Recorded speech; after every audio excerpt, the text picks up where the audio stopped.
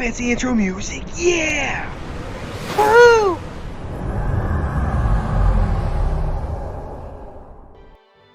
Good morning, Star Trek Fleet Command fans, and today we're going to have a short, not really edited video because I want to talk about the event store. Now, we've been waiting for this for several months, and I want to cover it from many different angles because there are a lot of you who are out there who are new players wondering, what do I buy on the event store? How much currency can I expect to earn and things like that? So I want to try to answer as many of those questions in one video as I can. But due to the nature of this being a very wide-ranging video where this is going to affect, players in the 20s, players in the 30s, players in the 40s, then drop your comments down in the comments section below. That way we can try to answer them in...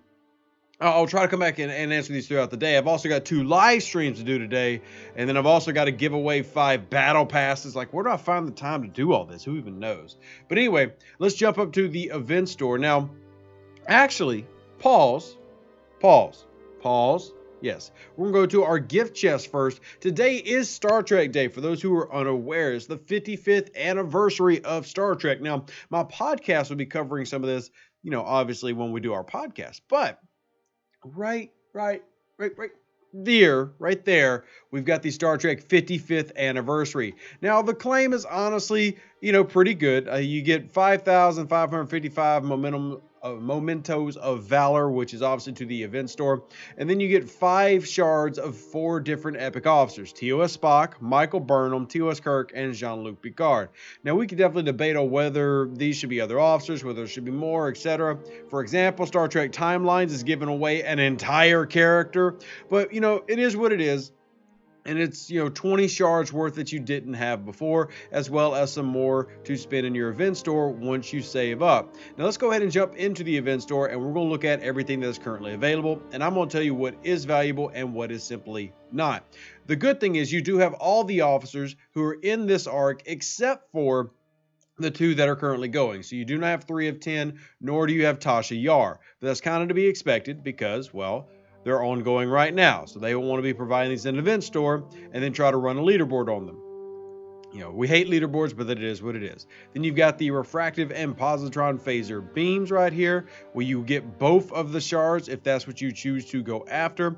And then you can basically see the total cost here at the end of what it would cost you to go after. Now, remember, there are actual in-game bonuses to using these shards, where you get a small increase in either critical damage or regular damage, depending on which one you go for. I'll be honest, I am very partial to the refits. This is not something I recommend people doing. I simply love these cosmetics. You might see me spend some of my stuff on this.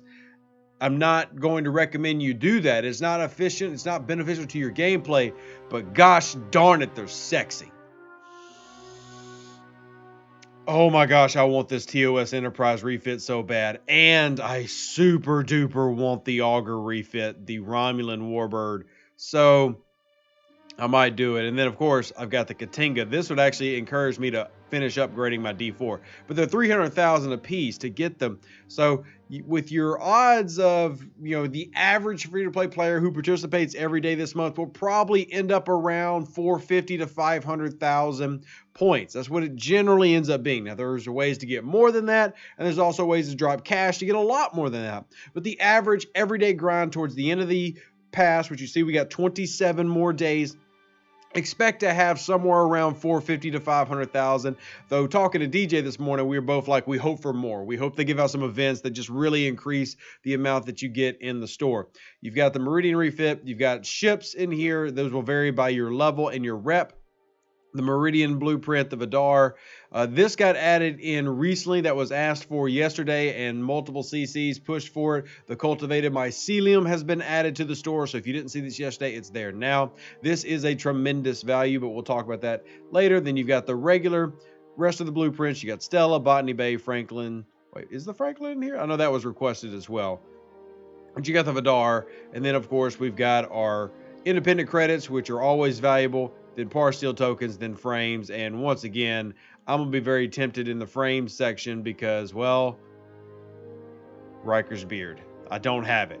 450,000 though, so it's very unwise to spend to get that frame, but it's tempting. So let's talk about what you should be doing as a new player. So if you have been here and have unlocked Picard, this is a it's a good officer to have, but he's really only needed at tier 1, similar to Pike. It is good to level him up, but remember he takes 180 shards. So that if you were to go and level this up, we have to do 18 times 70,000. So it's going to be quite expensive if you need to get him straight out of the box. So think about the cost there if you can afford to do that. Now, you did just get given 5 Jean-Luc Picard shards, and even though I have one at tier 1, tier 2 costs 180 as well.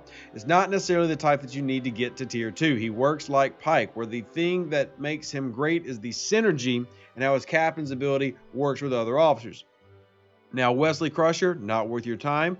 Riker, arguably good, but once again, captain's ability is good right out of the box. You don't necessarily need to make him better unless you're just wanting the stat boost, and 2, the bonus that you can grow with Federation Armada damage. This is much cheaper. However, you're still going to end up spending about 600,000, which is going to be tough for you to accrue as a free-to-play player to unlock this completely. Now, another card that I would say get, especially if you have Picard, is Beverly. Level 1 Beverly, which is what I have, is simply not that effective. However, because she's a rare, she's cheaper to upgrade and cheaper to go through the progression path than some of the epics are. And she's extremely useful if you can stack her stats. And what I mean by that is the secondary ability.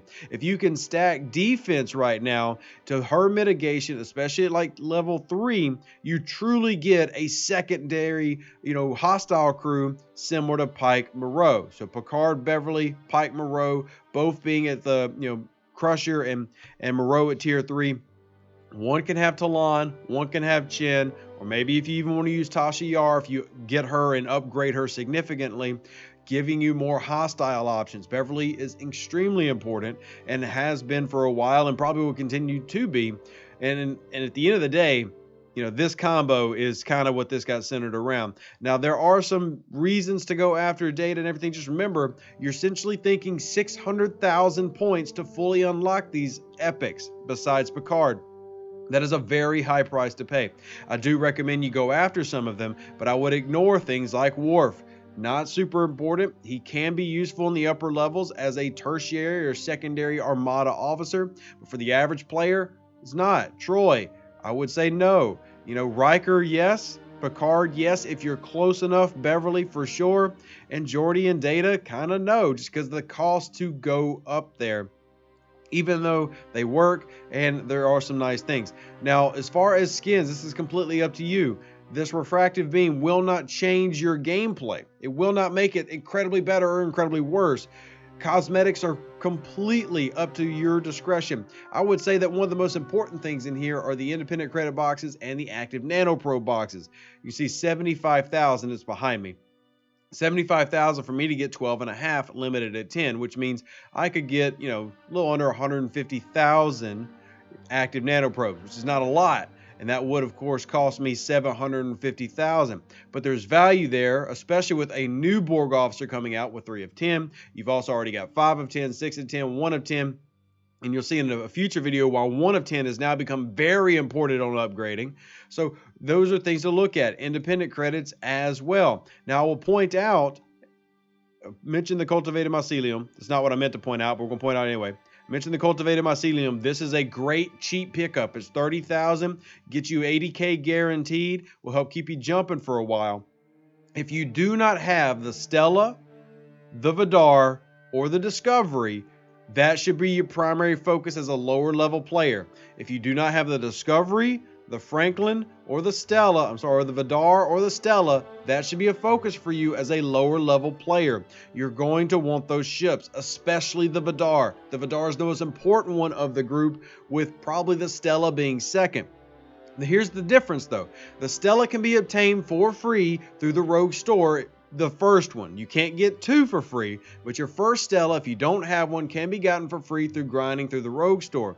The Discovery, this is the only way to get the Discovery right now. This is it. It's not in Cosmic Cleanup like the Vidar. There's no other way except the Event Store or spending cash. So keep that in mind. Even though it's not the best ship between the Vidar, Stella, it's still the only way to currently procure this ship. So I would go ahead and work on getting it if you can, because you are limited to 10, which would then result in 50 of the 100 shards. So something to think about. Now, the good thing is that 10 would only cost you 38,000 points. So it's not going to break your bank. The ships are reasonably priced in this event store, shockingly. They're not that expensive. Now, you are limited to some, like the Stella is limited to half of a ship, and that is pretty normal.